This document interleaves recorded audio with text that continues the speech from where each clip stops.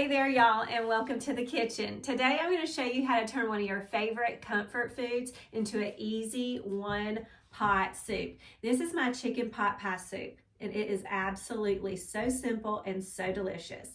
I could do this in a long process like I would chicken pot pie, but this is one of those things that once you do it so simply on a weeknight, you're not going to believe how delicious it is. So we're going to start with a few ingredients I'm going to run over with you.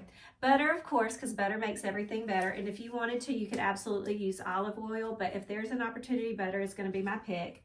And I've got about a cup of onion. This is half of a big Spanish onion. We've talked a lot of times about those frozen onions in the freezer section. You can absolutely get you some of those. A little bit of celery. I'm going to chop about 4 little baby stalks of celery. It's going to be about a cup of celery going in here. And then here are my shortcut favorites. Again, you could also get these shortcutted in the freezer section or the produce department. I've got some biscuits. We're going to do some canned biscuits, and I'm going to pop them on the counter, probably scare myself into a frenzy in just a minute because it always catches me off guard. We're going to pop these, and we're going to cut these up, and these are going to be our pot pie pieces inside the soup. So almost think chicken pot pie meets chicken and dumplings, and that's what you're getting in this pot of comforting soup. Then I have to tell you, I have found this chicken hack. This is rotisserie chicken that comes in the freezer section. So we're just gonna use some of this that I've thawed out. We're gonna chop it up and we're gonna saute it around and get some color on it in the bottom of our pan with our onions and our celery, just so it has even more of that slow cooked flavor as the base of our soup. And honestly, while we're talking about goodness in the freezer section, I have my trusty dusty, huge family size bag of veggies. We are not going to use all of these, but we are going to pull out a few of these, throw them in our soup for our delicious vegetable option. And then I've got some cream of celery. You can absolutely use cream of chicken or cream of mushroom, but I had this on hand. Absolutely love this. This is one that gets looked over in that canned soup aisle that adds all that long cook flavor to quick cook things. Love cream of celery. Also love cream of chicken with herbs. So that and a few seasonings, and we're going to be in business in no time. So I'm going to get about medium to medium high heat on my pan here. And when I say medium to medium high heat, I mean somewhere, if yours goes from a 1 to a 10, somewhere around a 6. Mine goes from low to high, and then it counts up 2, 4, 6, 8. So when I say medium high heat, I'm usually landing it somewhere between my 6 and my 8, and that's where we land. And I'm gonna melt half a stick of butter, which half a stick of butter is about 4 tablespoons. You would just put some olive oil in your pan if you were using some olive oil, just enough for us to have something for our onions and our celery and our chicken to move around in and get some good color on them. But we also need enough too, because we're going to build a little bit of a roux in the bottom of our pan here, and that's going to help thicken our soup up and make it more of a stew. So we just need at least 3 to 4 tablespoons of fat going in the bottom of our pot here, because that's going to go in not only to sauteing our veg and our chicken in the beginning, but to thickening up our soup with our flour later. Anytime I say roux, that's a combination of fat and flour as a thickening agent for the gravy later on in this portion. So I'm going to slice up my onion, and I don't do this often because normally I show you the shortcut style like it's already meal prepped or it's from the freezer section, but I am going to go onion one-on-one just for today, cutting it in half. We've taken both ends off of it, and I said half of a big Spanish onion. This Spanish onion, or Vitalias, come this way too, and they have a lot of outside layers, and their outside layers can be thinner, so they're easier to get injured than those yellow onions that are really tight, and those first few layers come off and they're perfect. So I had to take a good couple layers off the outside of this, and that's why it kind of got down so small. So about a cup and a half of onions, that's all you're going to need here. So if it's a small onion, use the whole thing. I'm going to just cut that horizontally, and then I'm turning it and I'm doing a claw shape right there, and we're going to go through our onion. Now, a sharp knife is so important. I always share the knife link below here, but I also say it to my students all the time. A sharp knife is going to be most important thing of good knife skills, because if you are trying to work through an onion or whatever it is, and you're sawing back and forth, your techniques aren't even gonna work there. So a sharp knife is so important. So we go through under the bridge of our fingers, just like that, and then we turn it, and we go ahead and claw finger here and go back this way.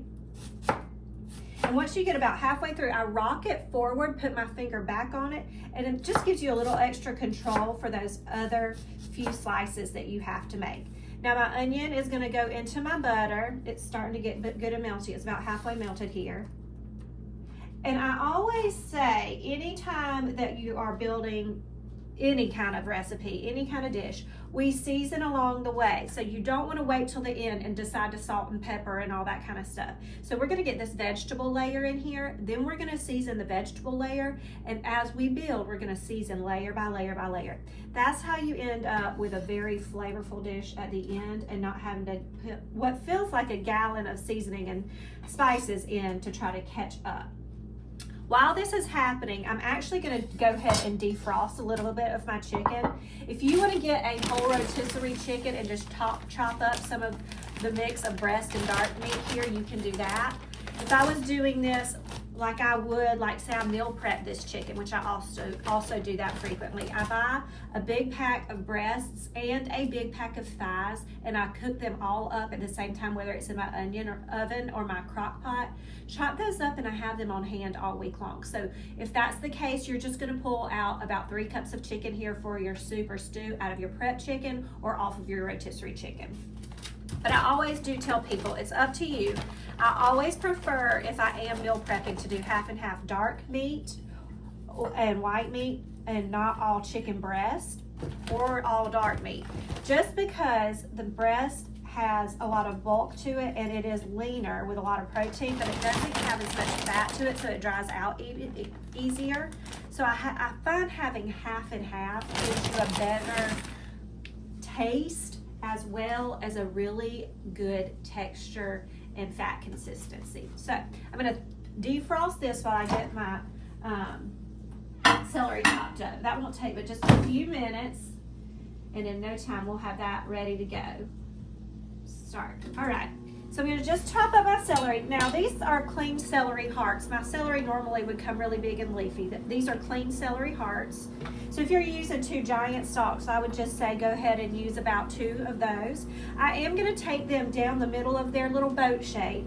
I'm gonna cut them down the middle one time, just so we don't have any huge pieces of celery in there. And if you are feeding all adults, that may not matter, but when you are feeding half children, a giant piece of celery may not be everyone's taste buds, as we say. So I like to kind of go in half it down the middle of the boat, if you will say the U, and then I go ahead, and anytime you're chopping something once, you might as well chop it 4 or 5 times. So I line them up like this, chop down the middle, line them up again, and that way I'm going to chop through all this celery at one time instead of having to pass through each of these things individually, and it's going to save me so much time. So again, I stack them up, get that claw shape going, make sure they're nice and even, hold them securely, and always keep your thumb secure on the back of the knife and this finger secure on the front of the knife. You don't want to poke this finger out because you do lose control that way. Whether you think you do or not, you're going to have more control over your knife if you hold the whole thing.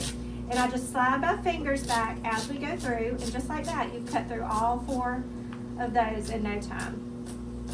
If you have any bigger pieces at the end, just pass through them real quick, and good to go. All right, in my pot with my onions, starting to smell so good. There is nothing like the smell of like garlic and butter and onions and mushrooms. I do love that too. Speaking of garlic, we're gonna go ahead and put some seasoning in while we go ahead and wait on our chicken to get done. So I've got some garlic powder going in here. Pretty much I don't make anything without garlic, let's be honest. So I'm gonna go in with about a tablespoon of garlic powder.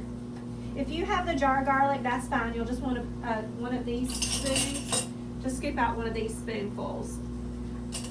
Believe it or not, that's about a heaping tablespoon, and you don't even have to worry about measuring that and getting out measuring spoons.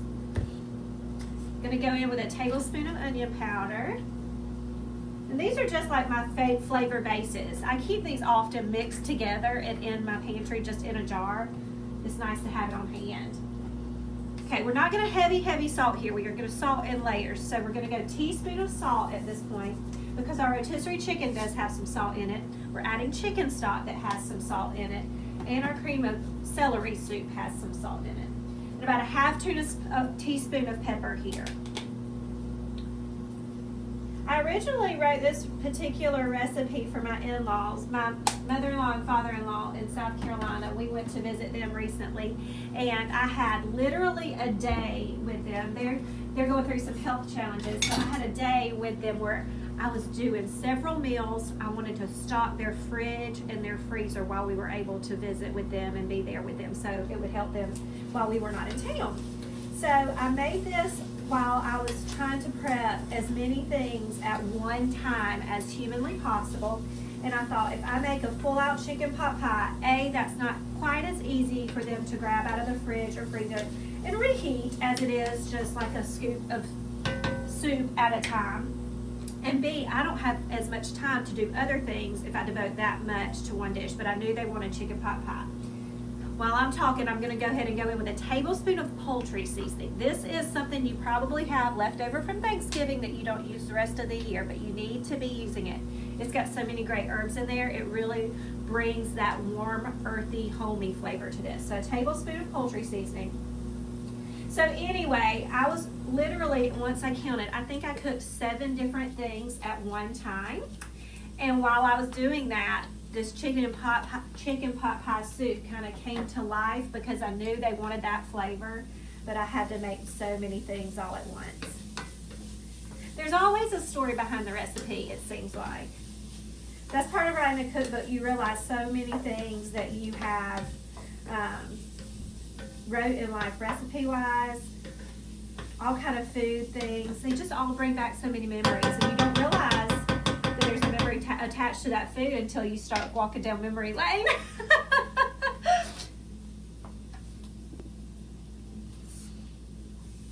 Okay, so my chicken's done. I'm just going to chop it a little bit and get it into our pot with our veggies. This is super tender chicken. It's already got some seasoning on the outside of it. There's probably going to be, if you defrost like I did, there's some juice in the pan. So go ahead and put that. You don't want to lose that juice. Same way you would do if you roasted this yourself. You don't want to lose the juice.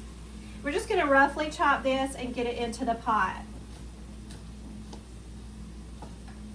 When I discovered this rotisserie chicken option in the freezer section that I can just always have on hand, not only did I buy a couple of these to use to write shortcut suppers, but I immediately go to myself, why am I not doing this? Why am I not freezing rotisserie chicken? Because normally if I freeze it, I freeze shredded chicken. So it sort of opened up a thought process for me, like to make rotisserie seasoned tenders and just pop them in freezer bags like I do almost everything else. I mean, I've got everything from meal kits for chili that I've pre-cooked and it's in my fridge. I've got pre-shredded chicken. I've got pre-cooked ground beef and ground turkey.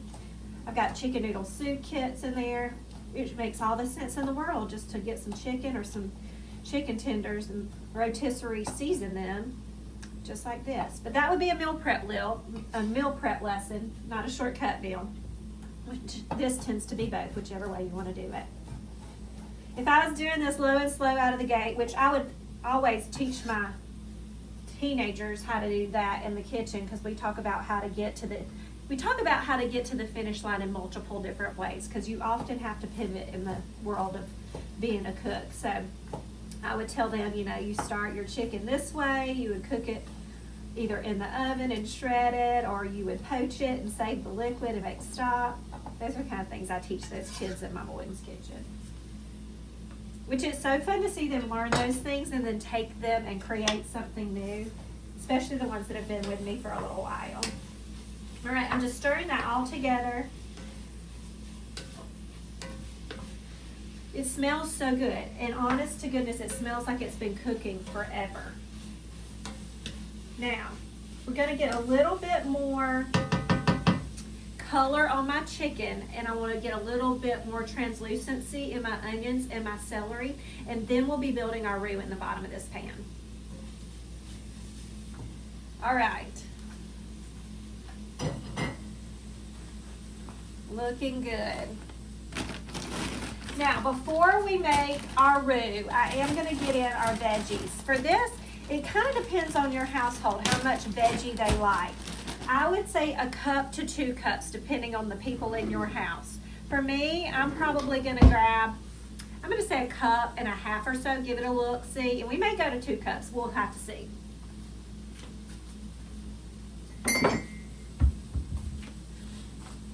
Okay, so I've got my cup measure. I actually measured. This is the little cup that I registered for when we got married, and this little teacup actually is a cup. I've been using it for 22 and a half years, and now I realize it's actually a cup, and I could be using it as a measuring cup all this time. Okay, so I'm gonna go in with, I'm gonna go ahead and say for a good pot like this, we're gonna go 2 cups of veggies. I have a few kiddos that can work around it. They need to eat more vegetables. Okay, put that over to the side, get this stirred in. And now at this point, if you feel like all that fat is absorbed from the butter or your olive oil and you don't see a lot of moisture in your pan, go ahead and add another tablespoon of either one so you have enough fat to make your roux. But that's an eyeball thing, and often that's a matter of how much moisture your chicken and your vegetables are both letting out and giving out and absorbing, because chicken can absorb moisture. And obviously onions have the moisture in them, so they can let it out when you salt them. So I'm gonna add in another tablespoon of butter for good measure. I don't often pass up a reason to make another tablespoon of butter land in my dish. It's almost like, oops. Why would you pass up an opportunity for an extra tablespoon of butter? I just don't understand it. We just needed it. Whether it's for a little extra fat, a little extra love, or room to make some gravy, an extra tablespoon of butter never hurt anybody. Everybody always talks about the health benefits of olive oil and avocado oil, and I'm over here like, it took a little process, but Jesus created the way to get butter too. You just had to milk the cow, okay? You also had to press the olives, so let's be real. Butter is just as good as anything else is for you in moderation. All right, that's all melted in, so it's time to get our fat. That's your butter lesson for today. All right, so I'm gonna put in some all-purpose flour. I actually talked about this with my students last week. When you have a recipe that calls for flour, all-purpose flour and self-rising flour are not necessarily interchangeable. You're not gonna make a roux over here with self-rising flour. But if you need to take all-purpose flour and turn it into self-rising flour, all you have to do is add a couple tablespoons of baking powder and a tablespoon of baking soda to 2 cups of flour, and that's how you would turn that into 2 cups of self-rising flour. But for this, we need a good heaping tablespoon of flour. Get a little bit more. So, because all in all, I did have about 5 tablespoons of butter in there instead of 3 or 4. So that's why I went with about a heaping tablespoon and a half, 2 tablespoons basically, more or less. But if it makes you feel better to say a tablespoon and a half, you say what you need to say. You say what you need to say. Okay, I'm gonna let that start getting some good color on my flour. We don't want it to turn any kind of brown. Really, at this point, we're giving it about 60 seconds to turn blonde-ish before we put in our chicken stock. Then we're gonna bring that chicken stock up to a simmer, and it's gonna be biscuit popping time, which in my book is gonna be time to set a timer and see how long it takes for you to jump out of your jeans. It never fails. You know it's coming and you always jump. Or I know it's coming, but I always jump. All right, that looks so good. I'm gonna go ahead and pop the biscuits while I'm waiting on this because we might as well get to chopping them.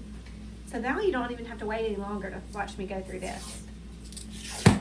And I was about to say, occasionally it'll pop before I can even get it on the counter.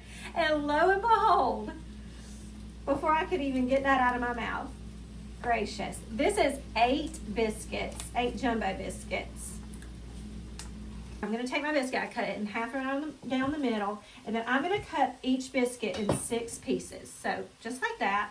And then I'm going to get a plate.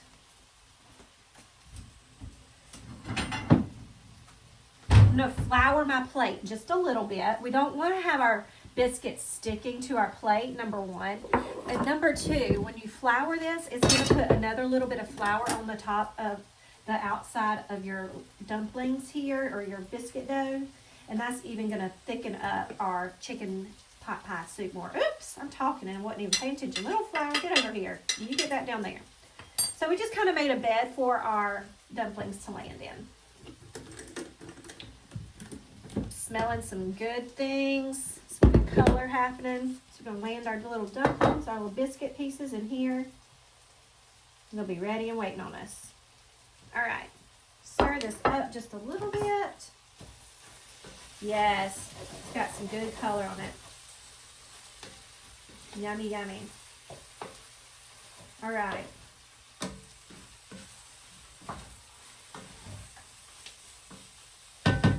All right, now I'm gonna go ahead and get my chicken stock in. It's gonna come up to a simmer. My first little bit of stock's gonna go in, and I'm gonna scrape the brown bits off the bottom of my pan with that. And that's why it's important to have a wooden spoon, especially if you have a Dutch oven like this, which I absolutely love mine. I just got it for Christmas, and I use it for bread, and I use it for one pot things and all kinds of stuff. But the great thing about this is if you wanted to take it and transfer anything from the stovetop to the oven, away it goes. But you want to take care of the enamel of your pan, and you use a wooden spoon, and you just scrape the brown bits up off the bottom, and that's flavor. Nothing but flavor in those brown bits. So I'm going to just scrape that up. And then once those are all scraped up, we can add in the rest of our stock. Perfect. Now this is 4 cups of liquid in here. This is a quart. So if you were using water, you would use water, 4 cups of water, to about 2 heaping tablespoons of that bouillon that I talk to y'all about all the time. That's the other way to get to salt. Now, I am going to add some more stuff to this. We have our cream of celery soup that's going to go in, and I'm going to bring this up to a simmer. We've got to add our biscuits in here, but just know at the very end, we are going to add in a little bit more liquid to make a little bit more soup, but it's going to have to do its thickening and all that first. Now, I'm just going to slice the rest of my biscuits up, and we'll be ready for this to get in the pot. When this comes to a simmer, we can start dropping in our biscuit pieces. Not a boil though, just a simmer. So just a slight simmer is all you need for this to go in.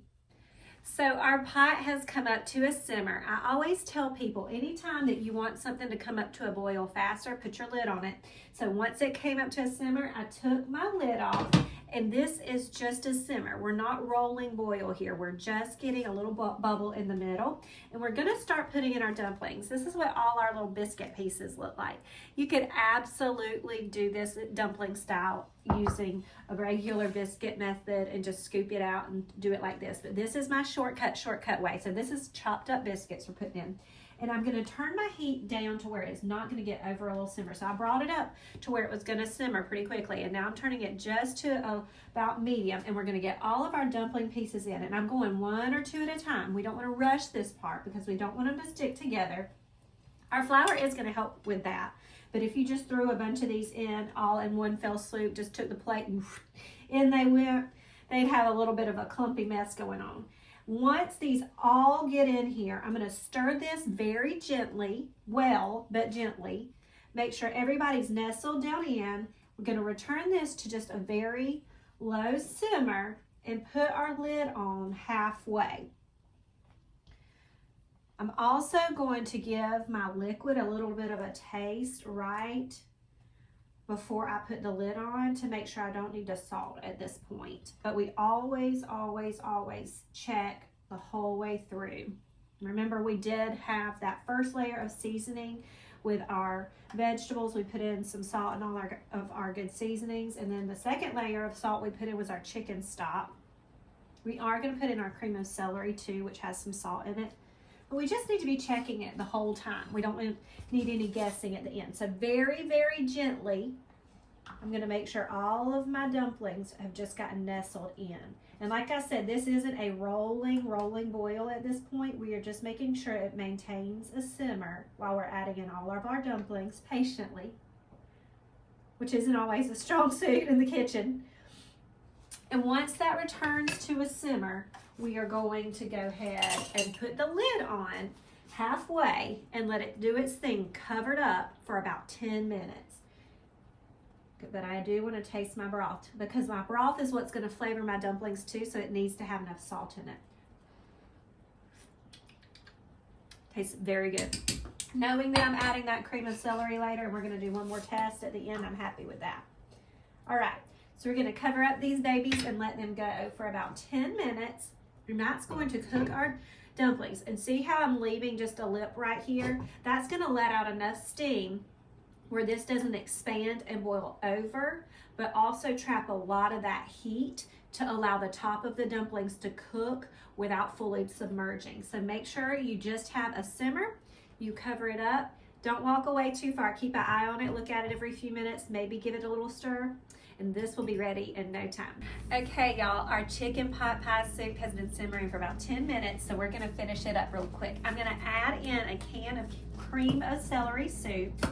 And the reason I don't do this before my dumplings simmer is I find that anything with cream of things typically can separate if you simmer it too long and too high. So I just kind of keep it careful in the simmering department. I'm gonna make a little well between my dumplings, which have risen quite nicely. This is what they look like right now. My little biscuit pieces in there is starting to get thick. So I'm gonna get all this in because it is gonna thicken it up just a little bit more. If you want to do this in your crock pot, you absolutely can, and you would put this on low for 8 hours or high for 4.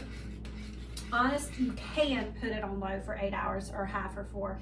It doesn't have to go that long. This would easily go on low for 4 hours and be just fine. Everything in the pool at once and it'd be fine. Okay, so I'm just going to gently stir that in just a little bit. See, it's going to get thicker. I can turn my heat up just a little bit more now because our lid is off and it's simmered for a while. So we're going to turn our heat up just to get a little bit of marrying of our flavors in here.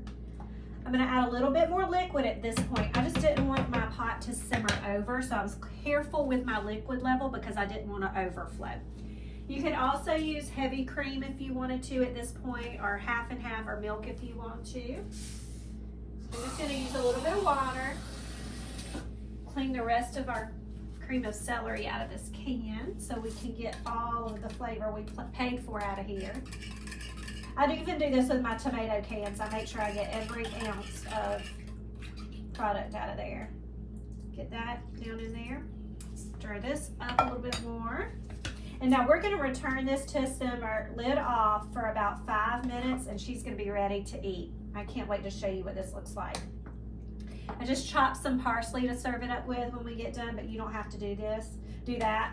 You could absolutely serve this with a little crouton or something like that, but a spoon, a bowl, and a little chopped parsley on top, and we're going to be in business. I'm going to give this one more little taste for seasoning.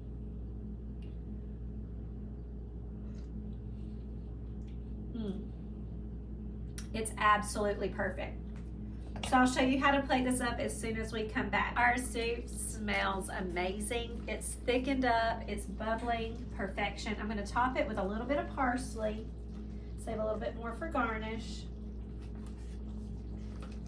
This is delicious. I'm going to stir a little parsley in just because I want a little bit of that green in every fleck as it gets served. And we'll add extra on top. All right. I'm gonna plate some of this up and then have to talk to you for a second because it is a bubbling hot masterpiece here. I'm gonna show you these dumplings, how big and beautiful they are. You absolutely, trust me on this one, you want to cut these dumplings in at least, these little biscuit pieces, in at least 6 pieces for those jumbo biscuits. If you do any less, it's going to be a giant ball of dough in your mouth. Because some of them are reasonable because they were a little bit smaller. But then that's amazing. I just don't want any bigger than that. So 6 pieces for each of those biscuits is what you need. Little garnish for me on top of parsley.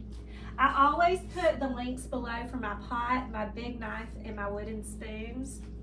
But I always put a few other links in there for you. If you've got a teenager that would love to be my student in Mama Whitten's kitchen, I'd love to have them, so I put my link down there for that. But I always put in the link for my shortcut suppers because I have a digital cookbook for shortcut suppers that are just super easy to have on hand digitally, and they also come with grocery lists. So if you don't know what to do in your grocery shopping, it helps you from the grocery store all the way from the prep to getting the meal on the table with my tips and tricks. Also have my pantry staple guide down there. Y'all, it is super helpful to know what you need on hand in your pantry before you even get started in the kitchen. So if nothing else, go get that guide so you can have your pantry stocked smart and make your life a lot easier. I love doing these meals with you guys, and I'm so glad that you're always in the kitchen with me every week. Y'all go make this. I'm gonna taste this, and y'all shoot me a message or a comment if you try it.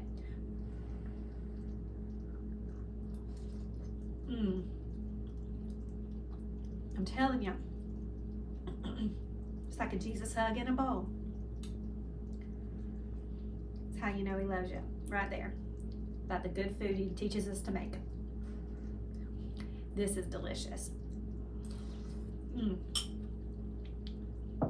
Y'all go make this one for your family tonight. If you've got a coworker or a friend that needs a pot of love sent their way, this is a great one to use. Happy cooking, y'all, and I'll see you next time in the kitchen. Taking this with me.